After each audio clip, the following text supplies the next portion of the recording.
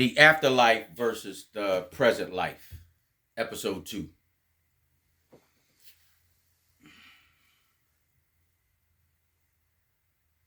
What will we do for our children?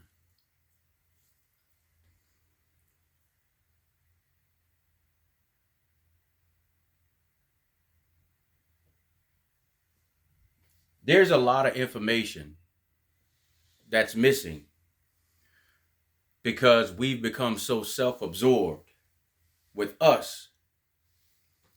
We miss, and when I say self-absorbed with us, we're more concerned with us in the present life without looking at the guarantees for the afterlife. What do I mean by that? We presently want to be recognized for things and accomplishments that we do and we've done and we've obtained for notoriety, for pats on the backs, for the attaboys. And in essence, we do it for us, and our children look nothing like us. They act nothing like us. They speak nothing like us. They comprehend nothing like us.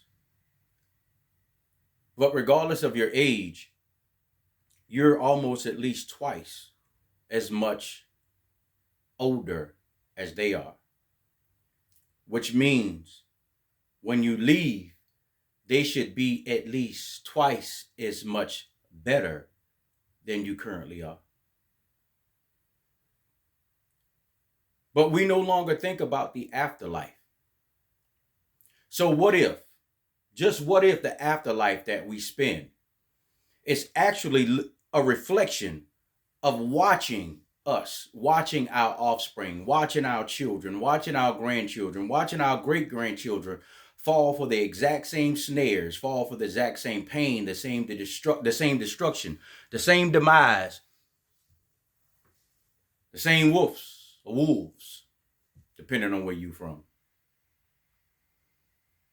Remaining the same sheep. And because you've wisened up just 1 ounce, you don't teach them to go the extra mile. What if we are forced to spend our afterlife watching their demise and destruction over and over and over and over again? If we could ever put ourselves into a position to start thinking about the afterlife, then we can fix their present life. But selfishly, man has become so engulfed in their present lives, we keep repeating the same cycle. And that's why we have generational nonsense instead of generational wealth and generational success.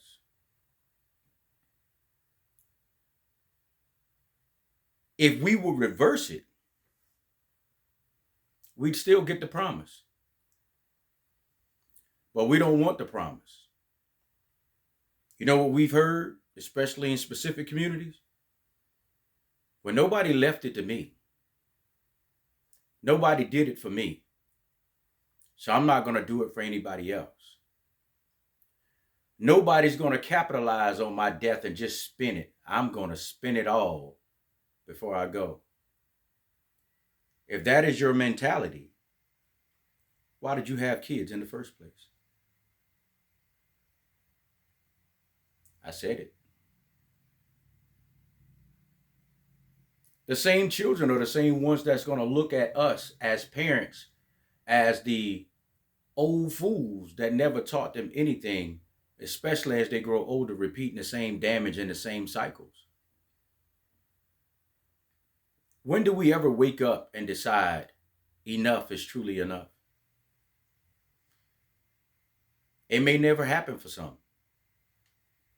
And for them, it's perfectly okay.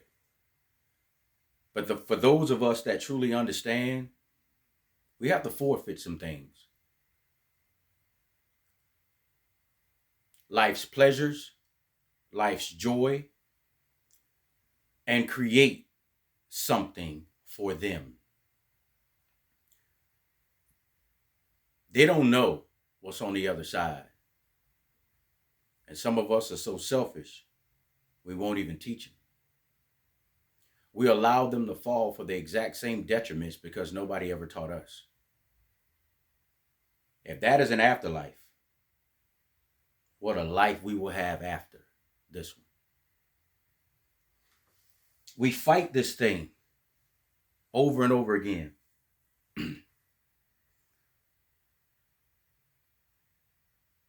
And we get nowhere. But if you can look outside of yourself, ourselves, if we can do it and see that our children deserve much better,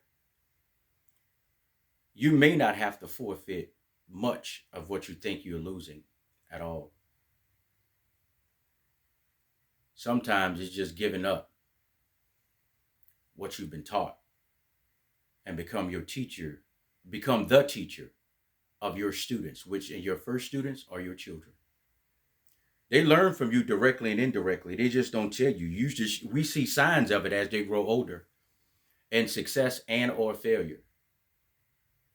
And then we want to become blamers of which side they got the nonsense from, because we cannot accept the nonsense within ourselves.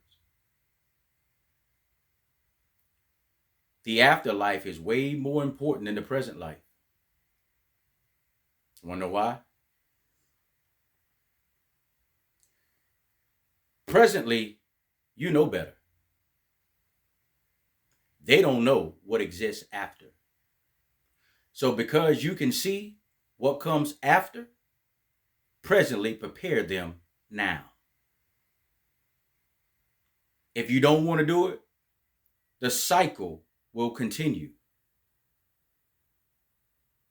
The same old detriment, the same old nonsense, the same old drop it off, the same old pick it up, the same old lending, the same old borrowing, the same old blame, the same old not talking to each other, the same old divisions, and the same old coming together when there's a wedding and a funeral.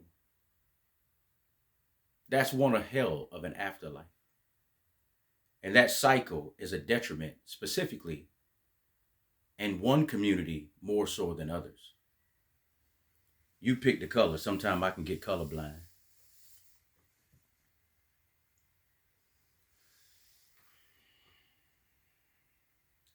If we decide to fix this present life, we will find joy in the afterlife. There's nothing you can do about what has already been done and or said, but there's everything you can do to stop listening to the BS that is currently being said. You have time to fix it and hit a reset button.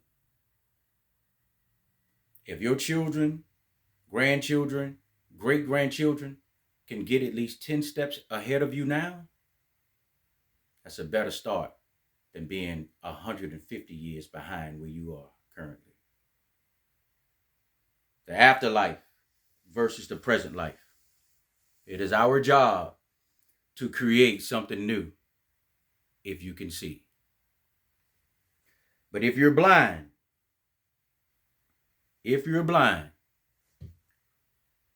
only because you decided you don't want to see this no more. We got to open these. Give our children something better. Everybody else is doing it but us. I'm not talking about the individuals who understand what I'm talking about. I'm talking about the collective. We are not doing it. But it can be done. And it must be done. Our children will not survive this next wave. And some of us are willing participants in their drowning. The afterlife versus the present life.